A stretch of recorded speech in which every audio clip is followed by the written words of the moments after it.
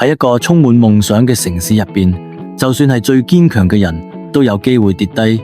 李小姐以前一直都覺得自己可以捱過任何風浪，直到債務好似影子咁跟住佢。但係生活總有辦法去重新改寫你嘅計劃。佢喺最黑暗嘅時刻，一絲希望嘅光芒出現咗。屋企電腦屏幕上嘅電話98065222，債務重組唔係投降啊，呢其實係一種策略嚟嘅。每一個數字都有自己嘅故事，我哋會幫你重新改寫個結局。一次又一次嘅談判，只為佢爭取公平。一個靠住堅持同毅力而誕生嘅計劃，有法律方面嘅專業知識，亦有人性嘅同情心。自由嘅開始就係從你舒舒服服咁嘆一口氣嗰陣開始。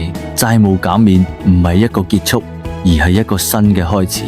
從負50萬到有50萬，再到0，冇人會孤單地行呢條路㗎。就算係對手，都可以變成盟友。生活總有辦法嘅，一次又一次嘅教訓，令到未來更有力量。我哋拯救咗唔單止係錢，仲有快樂。每一個成功嘅背後，都有一個唔停落力工作嘅團隊。陳志豪執業會計師事務所 IVA No.1.com 喺一個有幾百萬人嘅城市入邊，每一個第二次機會都好重要。從被債務困擾到充滿歡樂，我哋唔單止解決財務問題，我哋仲會修復你嘅未來。去認識下呢啲新開始嘅守護者啦。每向前行一步都係一次勝利。今日就嚟揾我哋啦，一個電話就有無限嘅可能性。喺陳志豪執業會計師事務所呢度 IVA No.1.com，我哋